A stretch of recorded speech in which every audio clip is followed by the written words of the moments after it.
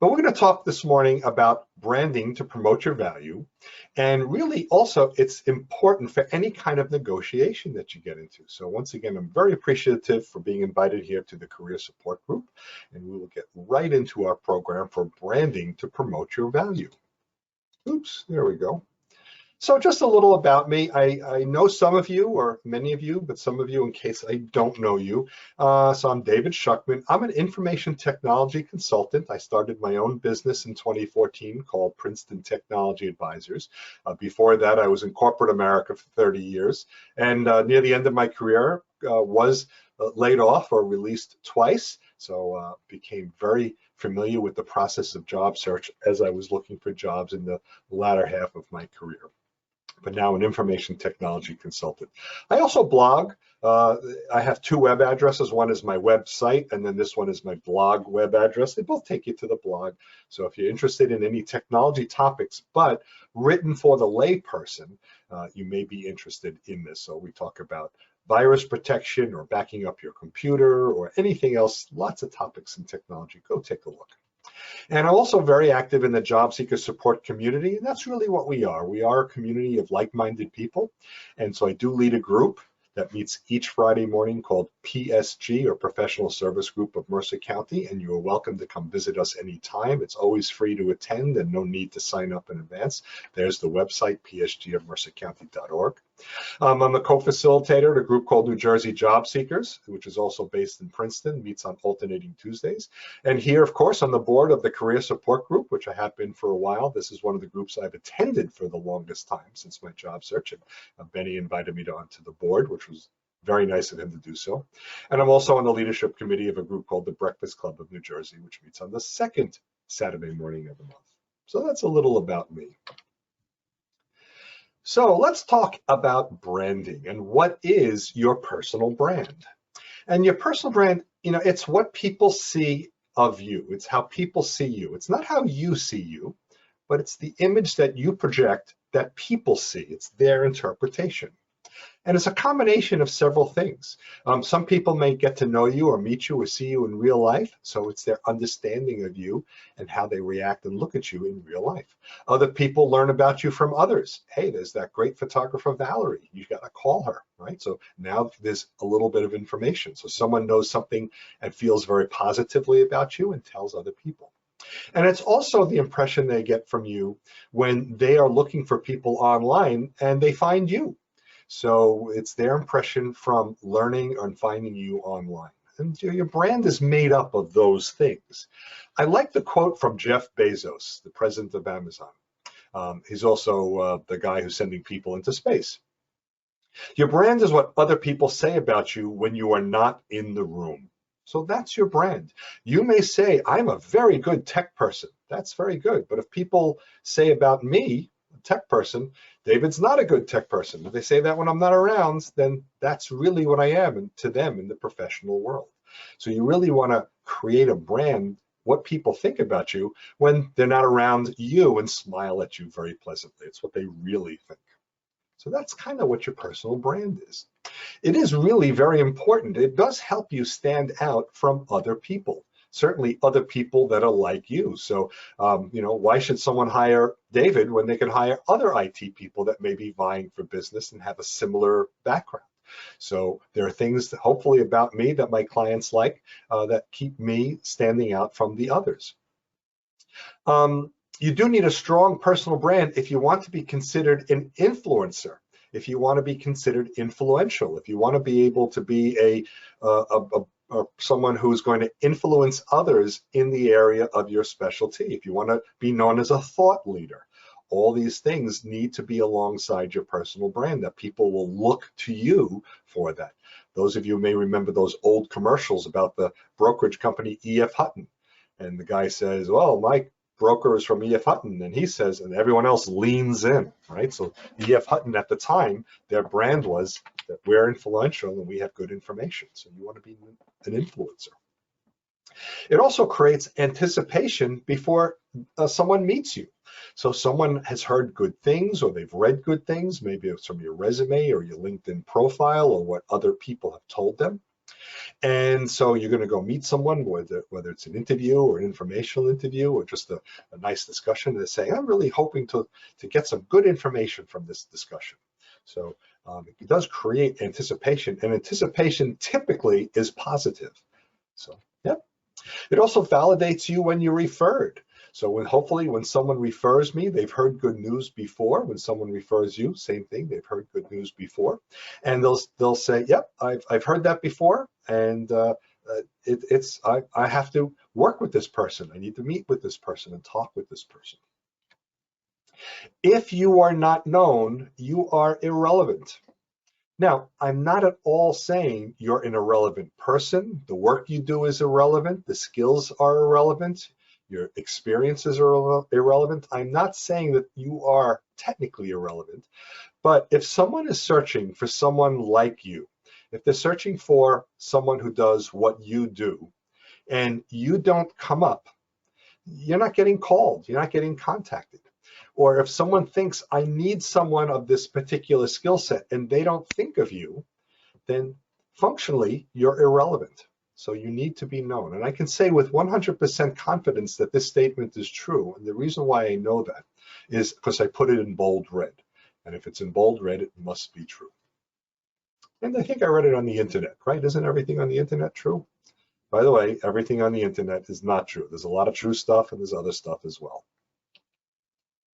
So in terms of building your personal brand, you do want to self-reflect. People need to self-reflect a little bit in order to create and understand your personal brand.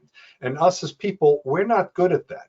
We tend to be very subjective, but we need to be as objective as possible. We need to look at ourselves kind of from a few feet back and not just worry about the little things that we worry about in ourselves.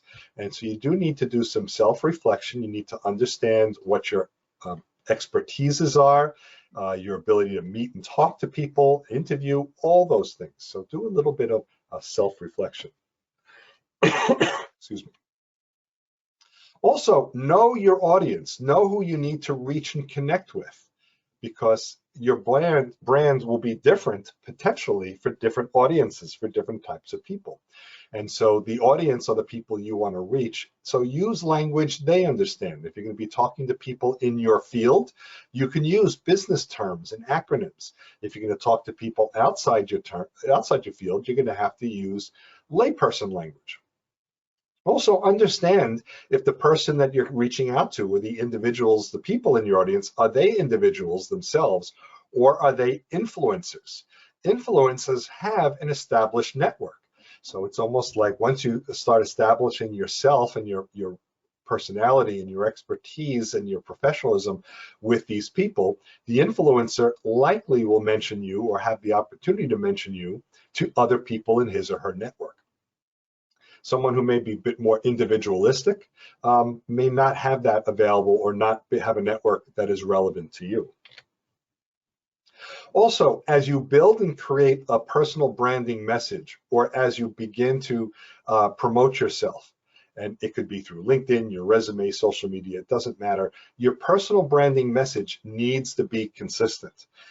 Don't tell one group of people one thing when you tell another group of people something else, because if any people from those two groups get together, there may be a little bit of confusion. And when there's confusion, there's a hesitancy to consider hiring you or bringing you in or having a discussion. So your brand, or the branding message that you want to create, needs to be consistent across all the different platforms that you're promoting yourself. And you do need to understand what's important to your audience and how to communicate to your audience, because if you don't, they're not going to understand the message you're trying to get across. They're not going to understand your motive. They're not going to understand the value proposition that you bring. So it is very important that you do understand how they communicate. Some do it electronically, some do it by the phone, some do it in person. There's different tools that are used. Make sure you communicate the way they like to communicate, and your message will get across much more easily. So who is your audience? It's basically anybody that you want to reach, anyone that you want to be seen by. That is your audience. So it's not any one person. I can't tell you who your audience is because each one of you on this meeting today has a different professional background, has different personal interests. You may be reaching different people. So it's up for you to find that out. If your audience are lay people, as I mentioned before, use terms lay people understand. And your audience could be lay people. Maybe you are in a consumer market, you're a retail market, or you work in a professional area, but like in medical, but your people are more of the patients who may not know all the medical terms. So they're lay people. Use language that they understand. And of course, if your audience is within your profession, use those industry and technical terms. If you talk like a lay person to industry people, they think you do not have the expertise that they need. And promoting your brand also gets you the offer. And I'll just take a moment. Any questions? Am I going too fast for folks? Anyone have an interest in anything that you wish to talk about? David, this is Diane. I just added a note about the importance of using lay people's terms. They're likely keywords. So get used to using them, identify them, and that's what you're going to be communicating, a consistent message in your resume, your speaking, and on your LinkedIn profile. Yeah, thank you, Diane. It wouldn't surprise me that you're spot on at all. If certainly you're a marketing person, you know how to connect with people. But yeah, I agree. It's not likely that the words that people are going to use to find someone like you, those are the keywords. And you have to use the keywords that lay people use if that's what you're going to do, or you're going to have to use the ones, of course, that the business people. But yeah, using a layperson's terms are likely going to be some keywords. Yeah, good observation. Okay, so we will move on.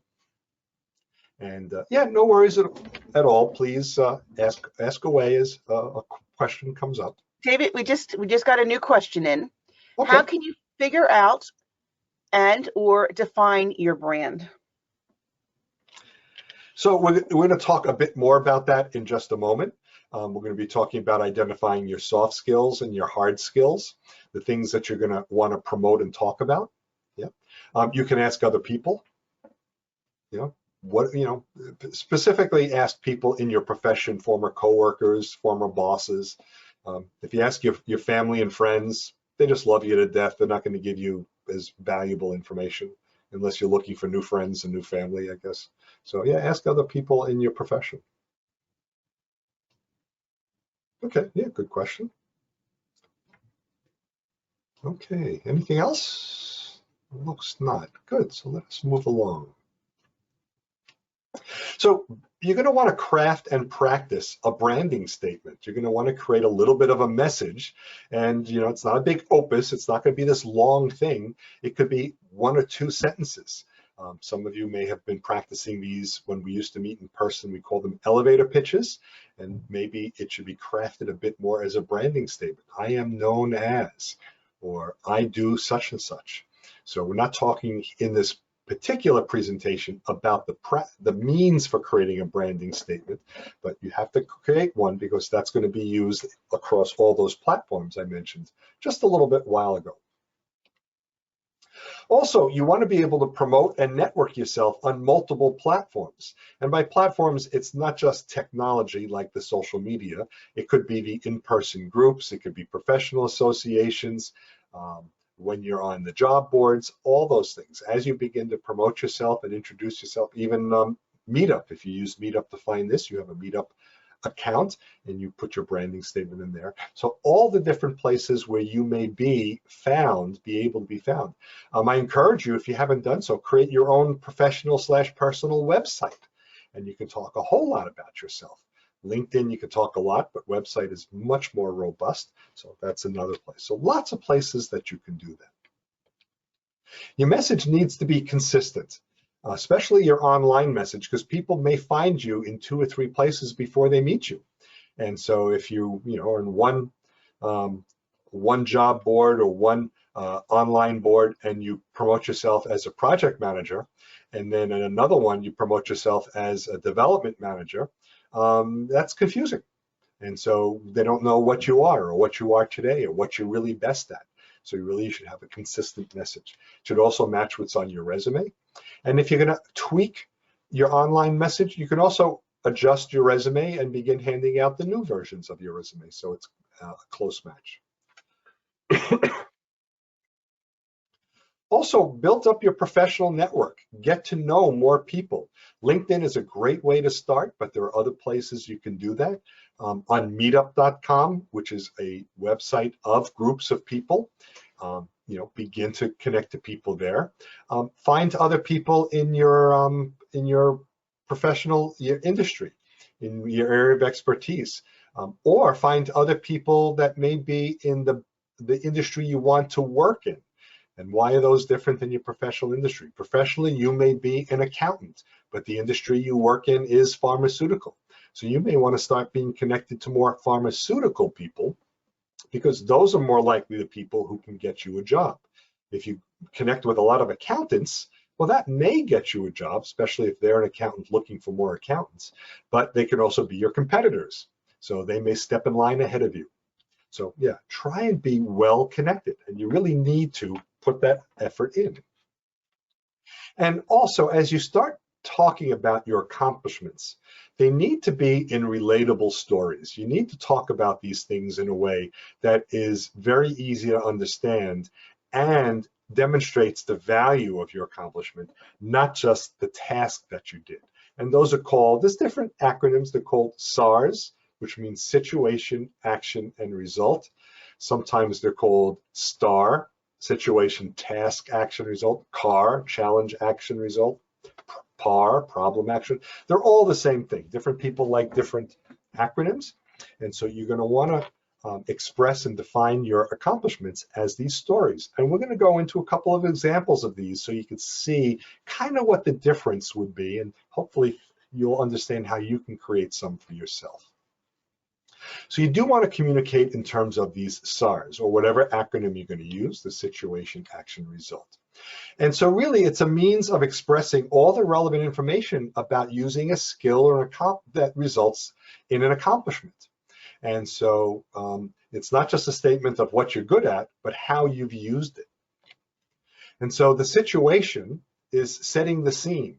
Or if it was a challenge or a problem, you talk about those. And that's what the starting part of the SAR is, the situation, it's the scene. The action is what you did. Tell them what you did. I had this situation and I did this stuff. And then the last piece is the result. So I had this situation, I did this stuff, and as a result, I have this outcome. And that's what the situation, action, result, that's what the SAR is meant to do. And you can use this on your resume, you can use this on your LinkedIn profile, you can use it very importantly when you're in an interview situation speaking with someone. So you just don't answer the question, yes, I'm good at it, you give an example. So here's one example. I'm not saying this specific one is exactly right for you, but I wanted to give what an example is. You might have on your resume, or you might make a statement, I am proficient in expediting the month-end close process. Well, if you are in finance planning and accounting, if you're an accountant, you might be proficient in expediting a month-end close process. Those of you outside of accounting, month-end close, each month you take up all your income and all your expenses, and you kind of demonstrate that. You do a monthly report, and that's what that is. Good. You're proficient as it. How do I know how proficient you are? How do I know what proficient means in the context of this statement? How do I know how hard it is for you in your organization to close out the month? So why don't we put this in a SAR format? Here's the situation. Challenged with a long month-end closing process. I'm setting the scene. In our organization, we're challenged with a long month-end closing process. I reorganized my team's end-of-month work time into 2 shifts. So it sounds like the organization used to have 1 shift, let's say 9 to 5. I reorganized my team's end-of-month into 2 shifts. Doing so put more staff hours into this process, reducing the organization's month-end close by 2 days. That's pretty significant. And so when you realize that you've been able to reduce your month-end close by 2 days because of some creative staffing within the organization, yeah, you're proficient in expediting the month-end close process, but this really tells a story of how it is that you work, the approach you take, the problem solver that you are, any of those things. I think there was a David, we do have a question. question. Good. Scott asks, if you are in career transition, should you connect with people in the industry you want to get into? Yes. Does that need further explanation? So one fella I knew, he used to say, you network with anyone, anywhere, all the time. So it doesn't matter who you connect with, because even if you connect with someone outside your industry, they may be connected to someone inside your industry. So, but as I mentioned before, your industry is two sides. One side is, what am I good at? What is my role? What is my job function? And then the other is, where within that context would be the people that could hire me? So if you are an accountant and you say, well, my industry is accounting, again, you may be talking and meeting and growing your relationships with lots of accountants, but maybe they're not going to be the people that are hiring accountants in the work industry. So if you're an accountant in the medical device industry, you're also going to meet people of any job function in the medical device industry, because they may be also able to connect you more closely to your client base, the industry you're looking to get into. But the short answer is yes. Thank you. Okay, anything else there, Diane? That's the only question. No worries. I've been doing this presentation for almost 2 years, and what began to happen right from the beginning, when I finished this slide, I would get a question, can you give another example of a SAR? And I didn't have one, so I only had this one. Well, I added one. So here's another example of a SAR. Now, again, it may not be exactly your industry, but I am good at resolving team conflicts and issues. Okay. And when you make a statement, any kind of statement, just as a bullet point like this, without giving examples, this could be, I'm good at resolving team conflicts and issues, so say me. So again, the story doesn't, you're not getting any context to the effort and the work that is involved with resolving team conflicts, if that's something that you've done. So if we try and put it into the SAR format, when I was working on a team project, 2 of the team members got into an argument over workload. Okay, so there was a team of, I guess, at least 3 people, 2 team members and that person, and they got into their workload. Maybe one felt that one person was overworked and the other wasn't, or one was getting all the cherry assignments and the other was getting the not so interesting assignments. So when I was working in a team project, 2 of the team members got into an argument. That's setting the scene. That's the situation that I was in. So I arranged a meeting so we could discuss how to adjust the team assignments. That's what you did. I arranged a meeting, got the people sitting down, and we talked about adjusting team assignments. This made everyone on the team happier and more productive. That's a lot more powerful. This statement is a lot more powerful as a bullet point on your resume, on your LinkedIn profile, in an answer to a question in an interview. It's a lot more powerful than saying, I'm good at resolving team conflicts. So these were a couple of examples of SARs. Now, you need to think about your own experiences, your own accomplishments. Look at your own resume and LinkedIn profile to come up with the ones that would be best for you. Among the things you do want to do, of course, as promoting your brand, are promoting your skills. And there are 2 types of skills. There are hard skills and there are soft skills. And the hard skills, this is kind of the tools that we use, the technical knowledge that we have. We gained it usually through training or on-the-job experience. So these are those sorts of skills. Okay? If you've worked in the retail industry, you may just know, like the back of your hand, how to work with a point-of-sale system. That's a hard skill. If you worked as an accountant or in financial planning, you may just know as an expert how to use Excel. I know how to use Microsoft. That could be your skill. Maybe you speak or studied a foreign language and you speak it fluently. That's a skill. That's a hard skill. And these are all things that could be very important in the next career. Okay? And you never know, if you are multi or bilingual, you may find a company that needs your other language because it's an international company, or it's the neighborhood that they work in, or the industry they work in. All these things could be important. These are hard skills. These are things that become a part of your brand. But also what becomes a part of your brand are what's called your soft skills. These are not the technical skills. These are the skills that relate to how you work, not what you do. And so they're not always taught in school. And they're really learned more on the job. These are also things, like I said, not taught in school. They're not even easily measured in paper. And we'll go over soft skills in a second, but you don't always see in your performance review, you improved your soft skills by 5%. But they do make you more successful in the workplace, because in addition to your technical skills, you're good at Excel, it's how you work, how you've approached it, how you've become efficient, how you've made your role better, how you've made the team better, all things like that. So you're going to focus on how you've applied the skills. How have you proved yourself to be a team player? So being a team player is a soft skill. Resolving conflict with coworkers, that's a soft skill. There's no class in school resolving conflict with coworkers, at least there wasn't when I was in school. How have you adapted to unexpected challenges? You have a project plan, the project's going to be completed in 6 months, you know exactly what's going to be done next week, and a wrench gets in the works and throws that off. How did you respond to that? Focus on promoting your soft skills over your hard skills.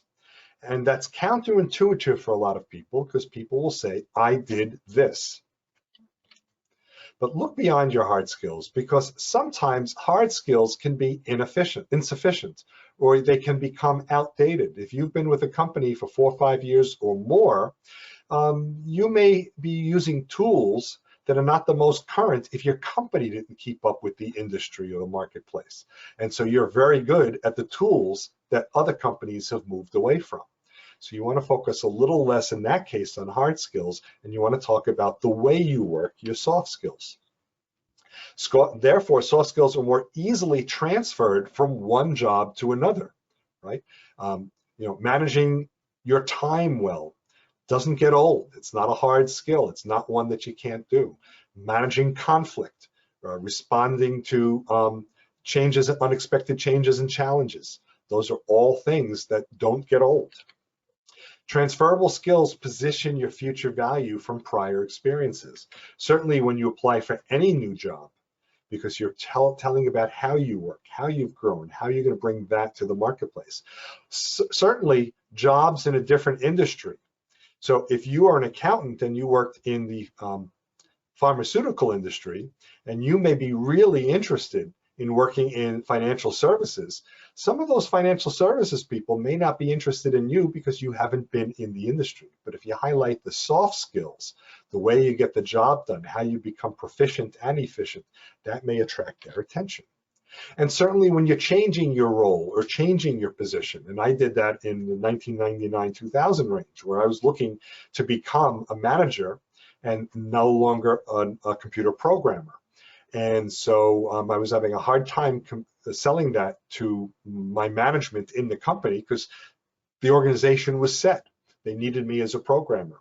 But I did find a company that was looking for a very tech-savvy manager, and I wound up transferring my role by highlighting a lot of my softer skills. And jobs where your hard skills are becoming outdated. So if you've worked for a company for a number of years and you're a finance person, you're very good at Lotus 1, 2, 3, you're not likely going to find a job very fast. You're going to have to learn how to use Excel, not Lotus. So, but if you talk about the ways you're working in the financial industry and how you're working on different aspects of the role and how you've become proficient and efficient in the role and working with other people, people will say, yeah, you'll learn the Excel, but we really need those soft skills. So as promoting your brand, building your brand, defining your statement, you're going to talk a lot about your soft skills. So people often ask, what are some hard skills? What are some soft skills? Here are some. This is a list. It's not the be all and end all. This one happens to be more of a technology hard skill list. You may not have the same hard skills that are in this list.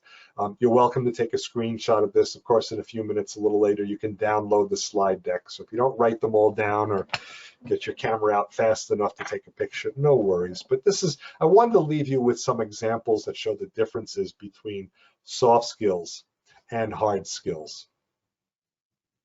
David? Yeah. It almost seems with the soft skills that most organizations are going to be looking for these types of skills no matter what role you're in. So I think that emphasizes why you were saying focus on the soft skills. Yeah, that's certainly, yeah, you're right. I agree with you, Diane. I'm sorry? More industries and more companies and departments are interested in exactly what's on the left side of that. Yeah, I agree. And also in the hiring practice, there are two different ways, my observation, two different ways hiring managers hire. They hire full-time employees with a slightly different mindset than they hire contractor positions.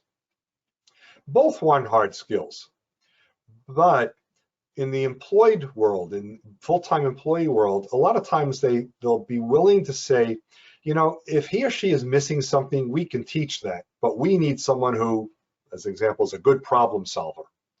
And so, or someone who's really good at time management.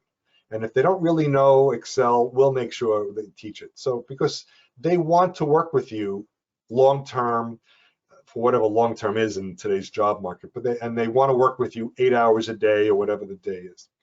The contractor market is a little different. When you come in as a consultant or a contractor, you need to hit the ground running with those hard skills. That's what they're bringing you in for.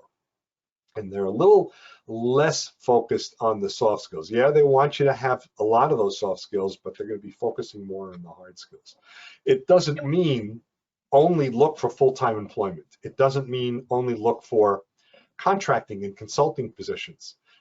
I've made a decision in my career, I want to be a consultant, even though I spent 30 years full-time prior. But just be aware that you may want to emphasize and focus on skills differently depending on the type of role that you're in. And we did have one additional question from Valerie. Okay. Should you add SARs for every bullet on your resume or just a few? I am concerned about the length of the resume if you have a lot of SARs listed. Well, Valerie, you and I both know that Marty Latman has thoughtfully explained the proper size of a resume. It depends. I don't think every bullet point needs to be a SAR. Certainly, if you have a section that is a skills section at the top, they don't have to be SARs. They could be more like this hard skill or soft skill list bullet points. But I think the SARs serve you well when you're in the experience section of the resume, where you have the name of your company, the role, years of experience, and you do put typically 3 or so bullet points there. So I would think that would be a better place, a better use of the SAR format. Yeah, great, thanks. Anything else, Diane? Nope, all set to go. Okay, well, I've got other else stuff, so I'm still going. Let's talk a little bit about salary negotiation. And we're going to discuss salary because there's two different times. Well, there's several times salary comes up within the hiring process. Sometimes you discuss salary, and sometimes you negotiate salary. And you know, there's a thin line there. Some people say you're always negotiating. Okay, but I wanted to create a little bit of a distinction. And I think there's a lot of frustration in the job seeker market because a lot of times on applications or in discussions, people say, what are you looking for? And some of us fumble through that. So I'm going to give you my opinion and what has worked for me. And I think this works well. Now, always keep in mind, salary is important, certainly to the hiring company. A lot of times early on, they use it as a screening tool before they actually send you the offer letter. So right at the beginning, on the application, there may be a field where you have to put in your salary. Right? There's probably a box, expected salary. Sometimes it's a range, sometimes it's a number. It's sometimes and often a required field. A lot of people I know like to put in 0. I am not a fan of 0. The reason why is if you have an applicant tracking system, a computer system, and it was programmed with a salary limit as one of the inclusion factors, there's a good chance 0 is outside the salary range for this position. Don't put 0. So I would say put your minimum acceptable salary. So if you are applying for that role as the accountant in the financial services industry, think about when you may say, you know, the range is probably 80 to 100,000. Then that's fine, that's the range. And so you could put the 80, that would be fine. Of course, if they say, we're terribly sorry, our salary is 75,000, if you were gonna, darn, I would have accepted 75. On the application, put 75, put your minimal accepted salary. Don't lowball, but if they offered you that number, would you accept it? That's what you put on the application. You're not negotiating salary, you're discussing salary right now. What about at your first HR interview? So you put the right number on your application, and you're now speaking with someone in the HR department. They're doing a screening interview. They're not qualifying you technically for the job. They just want to know, do they meet the basic criteria before we introduce you to the hiring manager? And give a realistic salary range. Excuse me. So you're having a discussion with someone, and you can have that $80,000 to $100,000 salary range. I actually was on an interview years ago with Macy's, not in the retail department, in their corporate headquarters. And my HR interview was, what is your salary requirement? And I deflected. A lot of people say, you know, try to deflect. And I said, well, you know, I have a wide open salary depending on the market, you know, position and what you're looking to offer in the role. And the HR person, I need to put a range down. So she had a question that she had to answer. And I said, $100,000 to $200,000. Working in Manhattan as a programmer or a program manager, that's not an unrealistic range. And she said, really? That large number?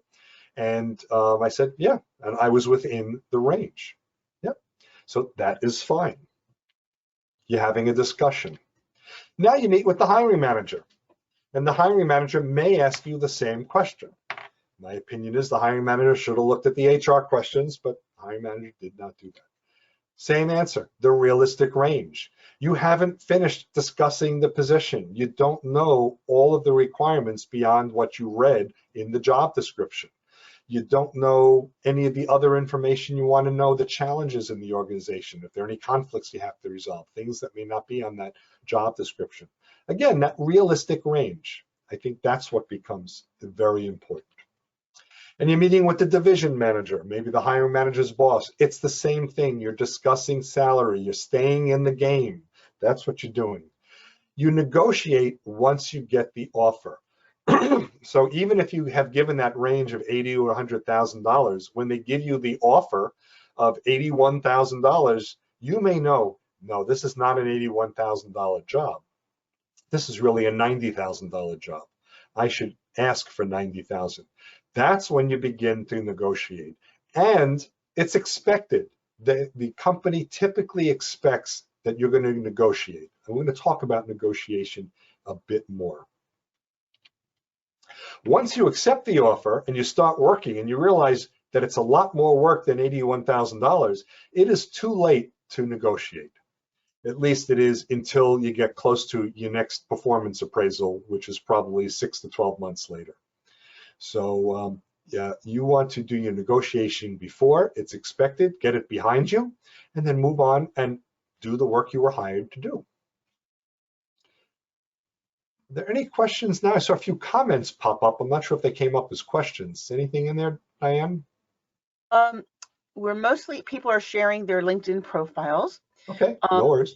We do have one, and I do apologize if I misspeak your name. Jan Suk is asking, I'm interested in changing my career, going from educational researcher into market research. However, some advise me to keep both options in my pocket in case I can't land on a market research position.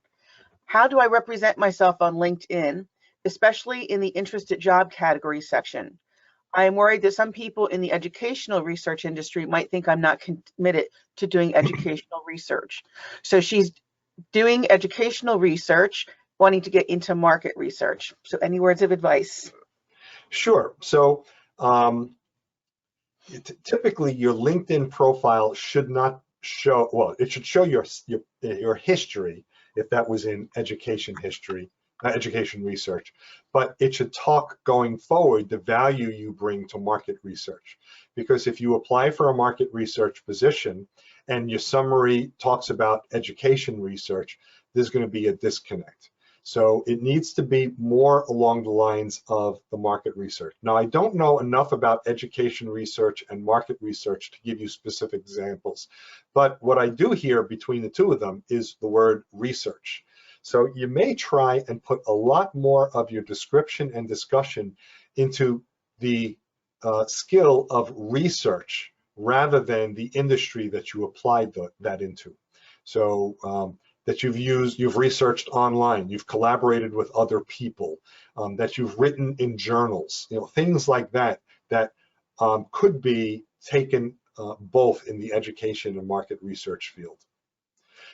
Yep, so I would say that would be more of your approach. Your resume can be more targeted because you can have two different resumes and give one to the education research employer and give a different one to the market research employer. But the LinkedIn profile, I would focus more on the softer skills and even the hard skills around research, but less around the skills of those industries. Either that or go all in for market research and see if you can really make the effort right there. If that's not panning out, then you can back into a little softer and make it more research oriented. So it depends where you are in your stage in career search. Very interesting. Okay. And then we had some other comments or feedback about the negotiations. You could also reply that you don't know enough about the job yet, and you need more information before giving a number. So you can do that when you're interviewing, right? Like when I had that HR interview. But the bottom line is, the reason why they ask the question is that they want the answer. Don't keep deflecting. If you keep deflecting and say, I'm not giving you a number until you tell me more about the position. No, I can't give you my opinion until I talk to the hiring manager. You will not likely move forward. So you can deflect once, you can try that. But if they say, I'm really curious, it's because they're using it as one of their screening questions to accept you and move you forward. Yep, so you can try that, but don't try it more than once. Or at the very least, once per person. That's it, David. Thank you. And actually, if it's early in the process, if you tried it with HR, I'd like to learn more about the position, and they say, well, you need a range. Give the range. With the hiring manager, the division manager, other people in the company, stick with that range. Don't continue to deflect. The reason why is you've already given the range, and if they start comparing notes with each other, you don't want discrepancies. So stick with the range. Don't worry about it. Range is not negotiation. The last job that I actually interviewed for, well, they lowballed me, but it was also the industry. They gave me a salary offer of $80,000. I came out of about 125 10 months earlier, so I was really not looking for 80,000. And so when I got the offer, I called back it was the CEO who called me and or sent me the letter, and I called him and I said, thank you very much, I'm declining the position. I'm not willing to take this position for $85,000. And so we're going to talk about negotiation in a moment, but I negotiated more salary. Oops, let's go. There we go. Before you negotiate, so you got that offer, you're ready to negotiate. Before you negotiate, know that salary is not the only item that's negotiable. So in that case of the $80,000, I really was not going to take the job for $80,000. But there are other things that are negotiable. Maybe you can negotiate for flex time or more work from home time. Imagine if they're not going to give you a much bigger salary, but they'll say, you know what, 3 days a week you can work from home. That may be worth something to you, have some value for you. It's not that it has a hard dollar value, but boy, is that a benefit if you have to or need to be at home. There are other types of cash. You can have a sign-on bonus. You can put your minimum end of year bonus in your offer letter. Maybe you get paid for overtime. Maybe you'll get reimbursed for your expenses. Those are real cash items that may be of value. Remember, you're getting different benefits, so see what they are, understand what they are. So when you get an offer, you're going to want to talk to the HR department or the benefits administration to understand the entire package. Maybe they give you memberships in clubs or gyms, tuition reimbursement, stock options, things like that, equity ownership. Those may all be valuable to you.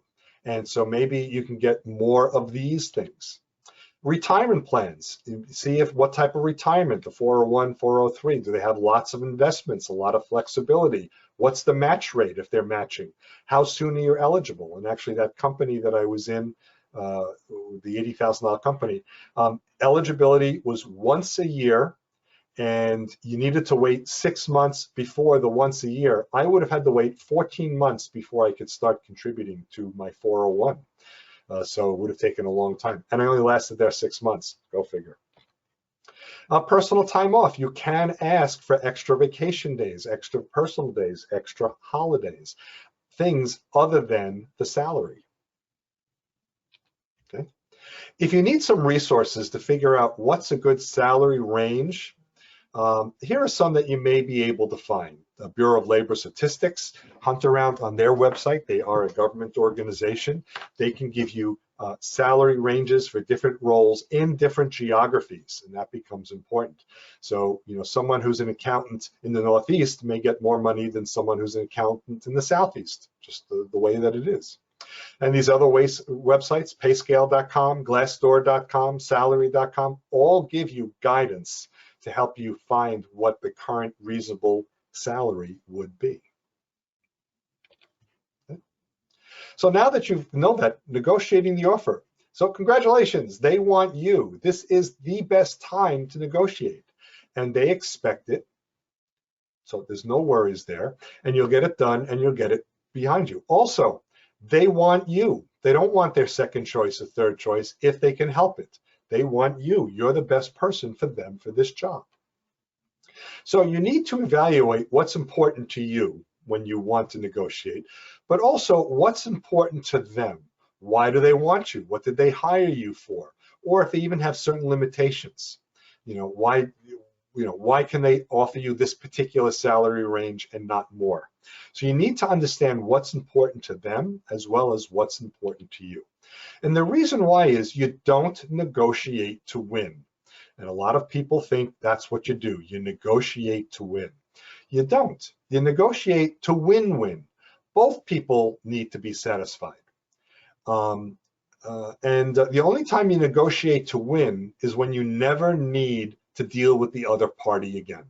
For instance, if you were selling your car, you've got a 6 or 7-year-old car, you're selling it, and you're buying a new car separately, you can hold out for top dollar. You don't really care if the other person pays a little too much. You're never going to see them again. But when you're going to be working with these people 8 hours a day, 40 hours a week for hopefully a long career, you want to make them happy and you happy. So your goal really should be find a mutually acceptable compromise that gives you both as much as you can get as possible, or that you both get as little as possible, whichever way you want to look at it.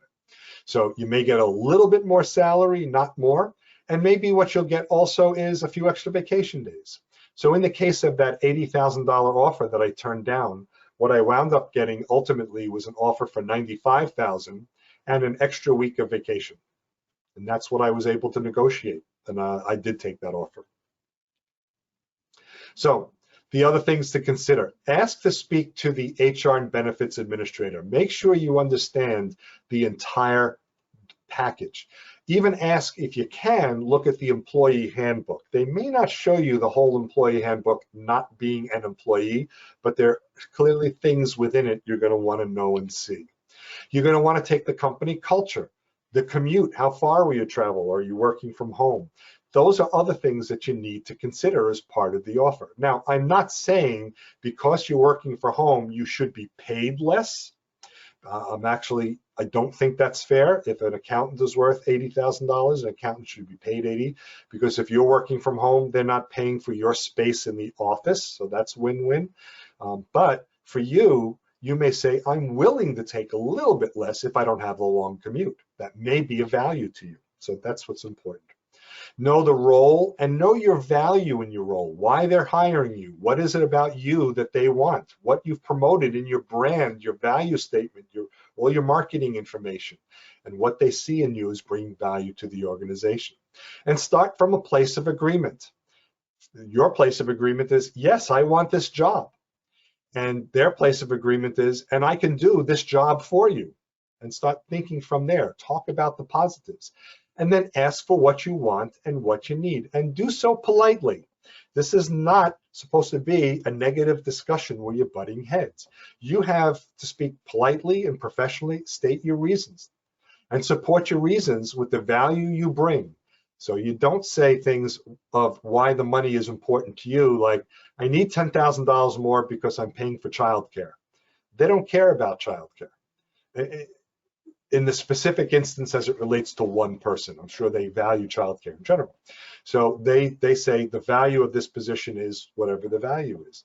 But the way I negotiated that 80,000 offer is I talked about what market value is in a project manager. They were looking for a tech project manager, the skills the person brings, and how I had the skills in my background to satisfy the requirements of the position. And given that the position in the marketplace is worth much more, I thought their offer was undervalued. But I do want to work here. So I gave the value of me in that position. And be ready to hear no. It is possible. Or be ready to hear a counter offer. There it is possible. And so, once you know where your line is, that you don't want to go, it is possible you may hear a no, but the likelihood is they will negotiate with you. So be ready to hear a no. Don't act impulsively. Negotiation actually did not end. Ask yourself, what if the person says no to my request? Why, plan this ahead of time. Why might they say no to my request for the extra time off, for the extra money? What if they dislike my counteroffer? Kind of think of the what if scenarios. What if they're rude, or if they're passive aggressive or outwardly aggressive? Just be prepared ahead of time so that when this happens, you don't react impulsively, but you have a calm, professional way to speak with them. Consider those what if scenarios. What they might say is no to some of the offer, but not no to all of the offer. Maybe there's one item that they just can't do. In my case with that $80,000 offer, I said, I would like to start contributing to my 401k right now. But they couldn't. It was their contract with their financial provider that disallowed them for doing it. So I really had no recourse there. So why did they say no? And have your response ready. So I understood, okay, I can't contribute to my 401k. I could do my own IRA and stuff. I can manage that offline. And expect a counteroffer. You need to be as flexible as you hope that they need to be. So as we wrap up, your brand is what other people say about you when you are not in the room. I just love that quote from Jeff Bezos, founder of Amazon. Your personal brand helps you stand out from other people like you, and that's the goal. There was one study in the University of Michigan a few years ago that up to 250 people can apply for any position. You need to stand out from the other 249 people.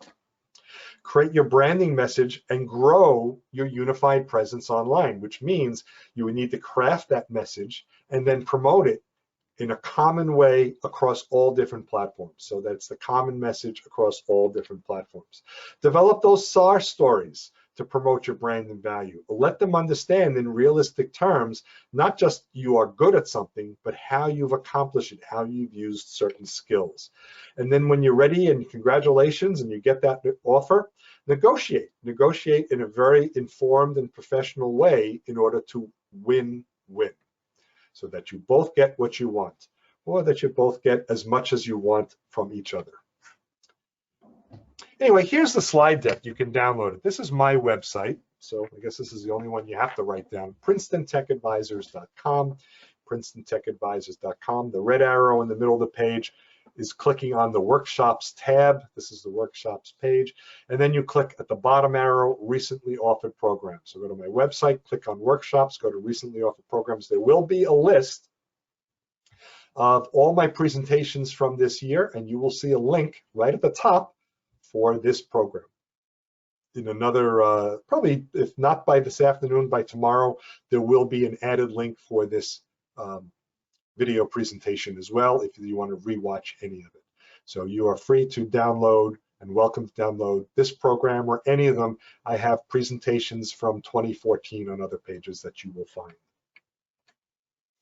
And so any other questions before we wrap up? And here's my contact information if you would like to reach out to me and discuss any of these. Now, by the way, I am not a career coach. I'm not a business advisor. But if you have any questions about this program or what we talked about, I'd be happy to. But if your questions get very in-depth about your goals or career, I may suggest you would speak to someone who's more professionally adept at helping you.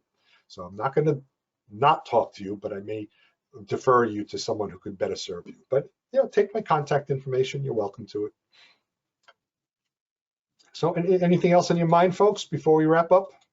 Well, David, can I share a quick story on negotiations? Sure. My 30-year-old nephew just joined a new company, but as part of that moving over to that company, he was reluctant to leave because the previous company was giving a bonus equivalent to 100% of his salary. The new company not only gave him more things that he wanted in terms of work hours and things of that nature, they said, don't worry about it, we will match that bonus. So he got a full salary before he even walked in the door from that new company. Wow. So yeah, I have it's wide open out there. It is. You're right. Yeah, I have a similar story. I mean, it's 20 years ago. In 1999, I landed a position with a company, and I moved from working in Manhattan to working in New Jersey. I got a job 10 minutes from home. I never really settled in at that company that I moved to. And after about 2 months, I started looking again, and I recontacted a few of the prior companies I interviewed just months earlier. And then after 4 months, one of those companies made me another offer. And so now, after 4 months at one company where I wasn't happy, I was getting an offer at another company. And because I was only with the first company for under 4 months, I made an agreement with myself. I'm going to give them back my sign-on bonus because I didn't stay in good faith. Now, I could have kept it. I could have said, you were a bad company, but I didn't want to get into that. So what I asked the new company was, I said, look, I have to give back my sign-on bonus from 4 months ago. Will you give me a sign-on bonus? And they did. So the money that I lost, which at the time was about $5,000, I got a sign-on bonus from the new company. So I essentially kept my money. And the old company, the 4-month company, they were very disappointed I was leaving. And the manager said, I can't believe, and you're keeping our sign-off bonus, aren't you? Which they gave me like 2 weeks before. I said, no, I'm willing to give that back to you. And I stunned the hiring manager at that point. But yeah, ask for it. You never know. So good. Well, thanks very much, everyone. I appreciate the opportunity to be here. Benny, of course, I certainly appreciate the opportunity as well. And feel free to contact me. Thank you very much.